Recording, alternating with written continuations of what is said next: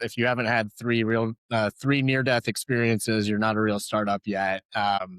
Fall of 2022 was when we went from zero interest rates to 5+% interest rates overnight. We didn't have a lot of cash in the bank at the time. The term sheet got pulled post signing. That was one that was a very kind of dicey moment. The nature of venture capital is it is high growth capital. It's getting into your business, and if you take it from VCs, the plan is to spend it to grow. My co-founder and I started the company with 6-figure student loan debt coming out of business school. So we took venture capital from the earliest days. Hey everyone, and welcome to the Bricks and Bytes podcast, where we dive into construction and AEC technology. Before we get started though, if you're a startup founder or operator responsible for innovation in your company, or you want a deeper, more insightful look into technology in AEC, you won't want to miss our newsletter. From deep dives into particular technologies such as AI, robotics, design, software, and so on. Hot takes from investors betting big in AEC technology, and advice on building tech companies, including the stories and takeaways of the most successful AEC technology founders. Head over to www.bricks-bytes.com and sign up today to get this exclusive material straight to your inbox. And now for the episode.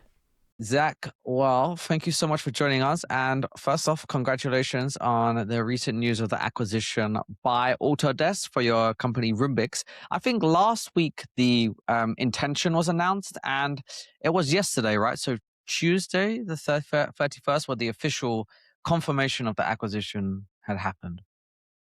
Yeah, that's correct. It closed yesterday, so today is my first official day as an Autodesk employee.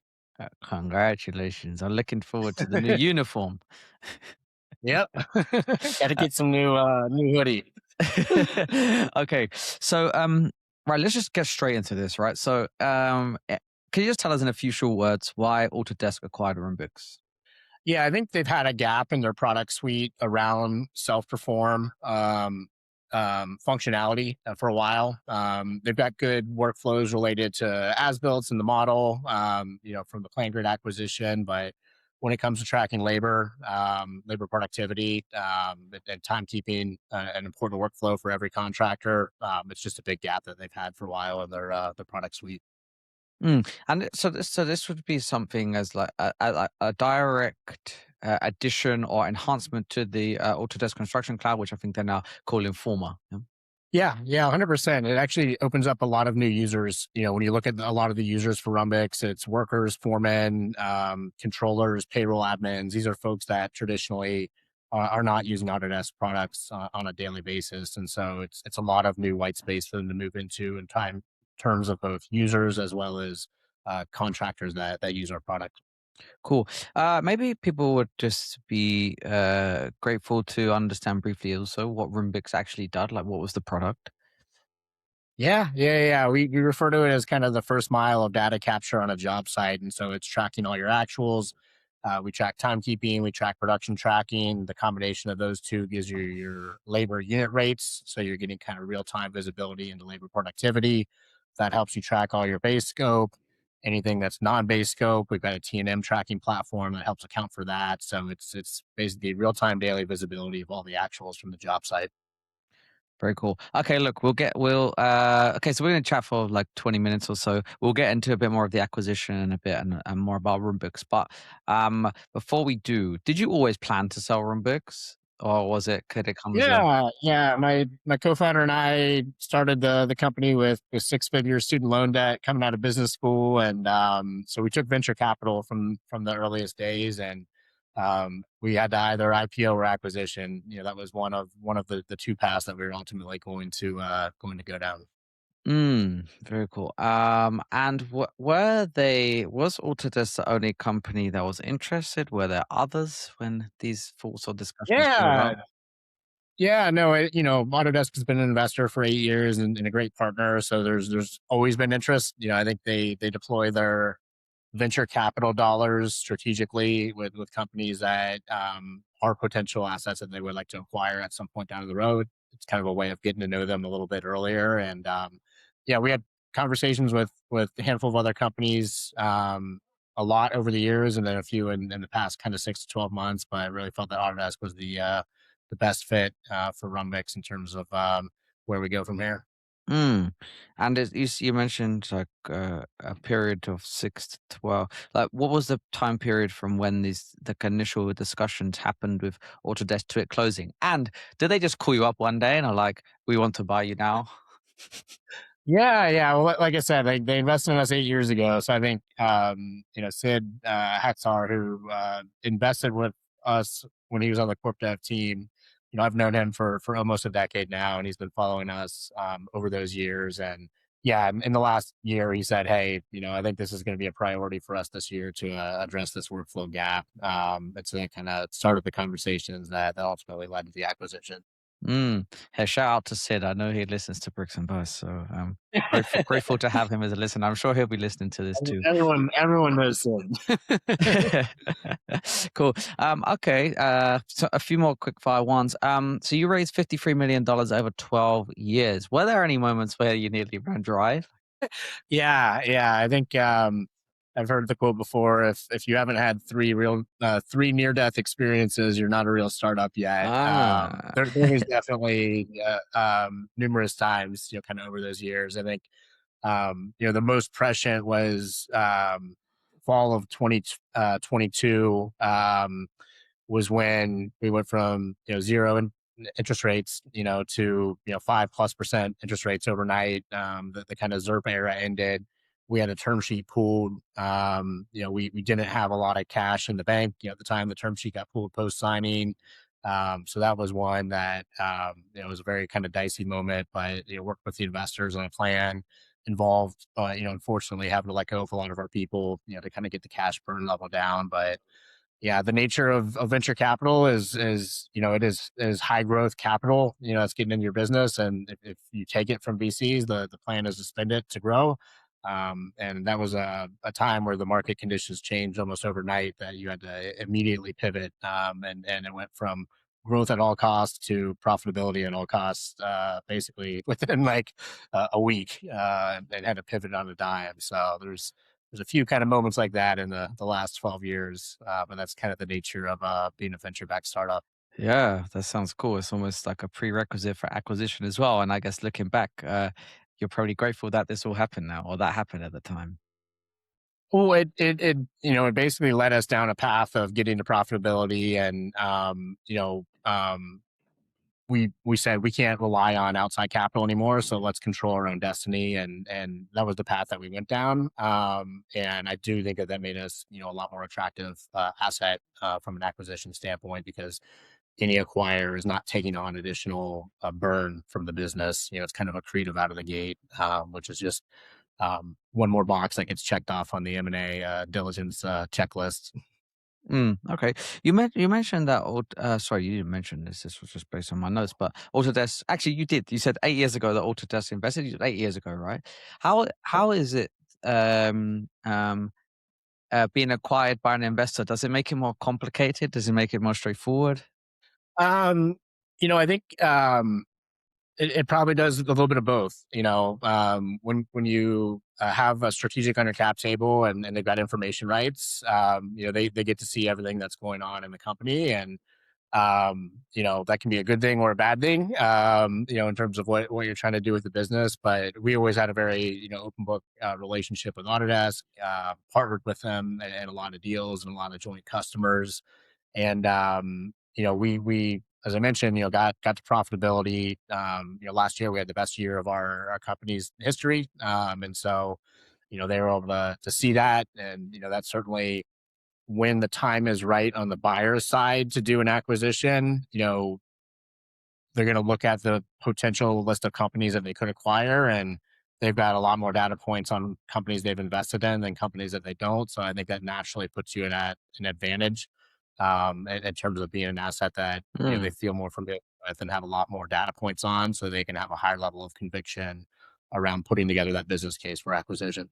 Sounds yeah, sounds about right. Okay. What's it like to negotiate with Autodesk, roughly $50 billion company? you're a 20-person startup. Like, sounds like a bit of a mismatch. uh, The best thing that we had, going for us is like we were just coming off the best year ever. We're profitable and we've got infinite runway. And so, my BATNA, my best alternative to no agreement is, hey, I can go raise capital. I can go continue to operate this business independently and do what we're doing. And, there's a lot of AI tailwinds that are allowing us to scale Rumbix a lot more cost effectively. That is a very attractive potential path forward. And so, that was, the leverage is we didn't have to do anything unless it was a deal that worked for both sides. okay, so you mentioned earlier on that at the Rumbix effectively gives them something that they can't have on the construction side of things. Um, that was one part of it, but presumably metrics came into play. Like they wouldn't have just obviously acquired a company that had what they wanted, but financially was performing very poorly. So could you maybe speak to some of the, you don't have to only go as specific as you want, but in terms of like some of the metrics that they were looking at, like what was the kind of icing on the cake for their decision to say, yeah, this is a good company? Yeah, look, I think our net dollar retention was like 110%, and our gross revenue retention was around 94%. And so, those are top quartile SaaS metrics, regardless of what industry you're in. And I think that combined with our customer base, where you've got Turner, Hensel Phelps, DPR, Arco Murray, Gilbane, ACCO, Southland, as some of the enterprise-wide customers, gave them the validation. This is and we're 12 years old, right? It's a startup, in name only, Yeah. but we've got your product, and a lot of our customers have been with us 6-7 years, and so I think that's what they're looking for. If they're looking for a new product line that they want to add into the mix under the Forma platform, that you're getting a product line that can scale to all of their customers and that has proven kind of performance around retention and growth metrics, to give them the conviction that this is going to drive what they needed to drive in terms of either revenue or retention on their side of the house post the deal closing. Mm. And could you talk to us about, you mentioned it a couple of times, 12 years. This is not like, this is a journey. This is like not what we might see in other tech industries, few years and something big happens. Um, and it's not, it's, I suppose it's fairly typical of the companies that get acquired in this space. It's rare to see it Mhm. happen in such a short time. And obviously, you're probably at the longer end, at being 12 years. But just generally, could you talk to us about like building a company in this space, and like are there expectations that people should have both from building but also investing, and when they might see return on their investment? Yeah, we started the company in 2014, and I think, around that time, kind of a 7-year average time to exit was, what VCs would look at in terms of acquisition or investments that they were making.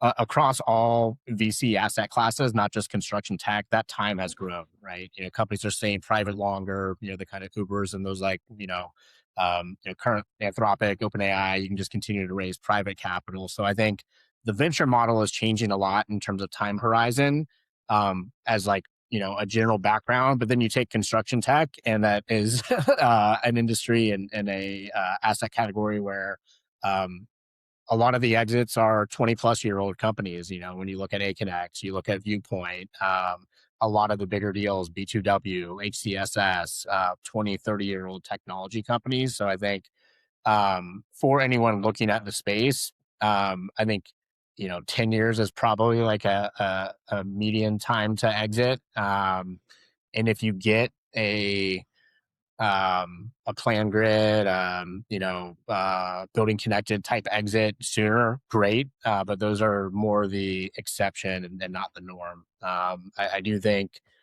the industry is progressing through the technology adoption, kind Mm. of curve and becoming a more sophisticated technology buyer. But in the general sense, they're still a lot slower than other industries to buy. The procurement cycles are slower. They don't have the in-house IT resources a lot of times to deploy more than one or two initiatives a year. And so the byproduct of that is you are going to have kind of slower time to value and exit. Now, with AI and agentic kind of workflows, that all could be changing real time here in the next couple of years. But in general, I think just the industry and construction technology is, 10 years kind of median to exit is probably a good expectation to have. Yeah, yeah, I would agree. Sounds pretty reasonable. Um, what have you since been a quite? It's been like 1 day. Is it officially? Uh, like what's My my first day of work. is there something about being acquired that nobody really talks about? Like something that you've experienced? I mean, obviously you've probably been through quite an emotional journey over the last few months as this has been happening, and I guess your thoughts have been going backwards and forwards, and you're starting to rationalize some of these maybe, and you probably will be forever rationalizing some of them. But I just wonder if there's anything in particular that's popped up. No, yeah, it's when there's an actual deal on the table, I'll kind of talk through that, phase of M&A. Um, it's a long, long process. So, 20-person company, it was primarily myself and my VP of finance handling all the diligence requests, which included generating a data room with, thousands of documents, pulling all these things together. Um, there's a who in the company knows who is kind of aware of what's going on, and that started out with just Jeff and I, and then eventually became the broader exec team, and then eventually the whole company, and and so all of this is extremely disruptive to ordinary operations, because during that entire time of from LOI to signed LOI through diligence, like there's still a non-0% chance the deal doesn't go through. There's any number of ways that this thing can get off track.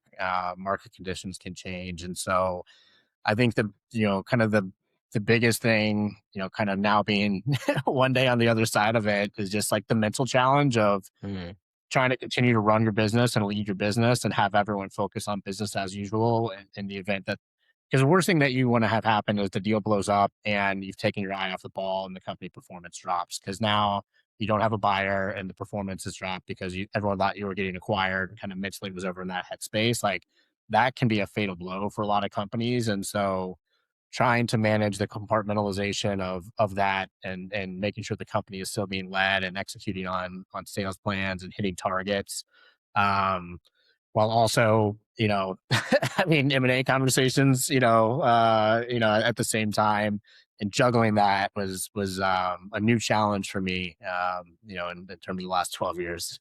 Yeah, another thing as a founder that falls onto your plate, which you need to try and find time in the day to deal with when there is no time in the day to deal with it.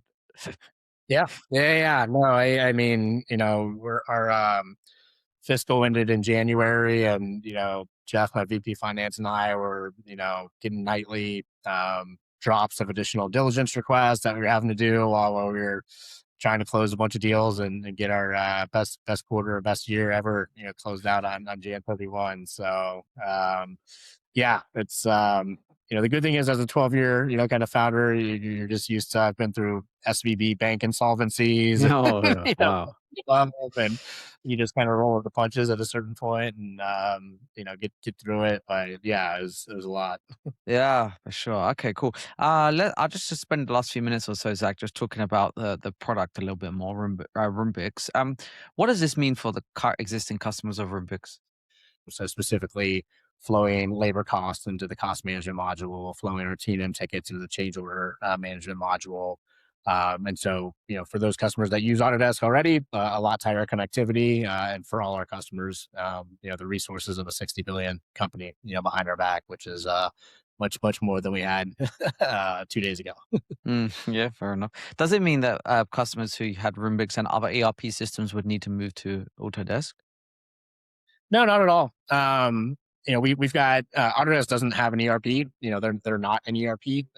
So all of our customers do have traditional ERPs that they use to process payroll off the back of the Rumbix data already. So it plugs very neatly into those kind of existing ecosystems. And for those customers that use Build, they'll have the opportunity to flow the data more directly into the cost module and the change order module. What I would probably should have clarified is other platforms like Procore or CMIC or Oracle or any of the other big players, and people might be a customer of Rumbix. Now obviously it's been acquired. How does it impact them? Yeah, I mean, a lot of our like top ENR contractors use Rumbix, CMIC, and Autodesk, or Rumbix, CMIC, and Procore. I don't think it really changed too much there. We've always approached a coexist strategy with these other big systems. Like we do what we do better than anyone else, but we're not trying to be a project management system. We're not trying to be an ERP or an HRM system. So we've always kind of coexisted with those other platforms. So I think it should be kind of minimal change for all of our customers. Cool. Tell us quickly about AI, and what can you do with the field data that you're collecting with Rumbix now that you were not able to do even like a year ago or before? Yeah. I mean, we collect millions of labor hours a day, and so one of the things that I think AI is very powerful for is a lot of these companies have payroll is a very complex workflow in the construction industry. You've got maybe a home union, you've got a travel union that you're working on, you've got a project labor agreement.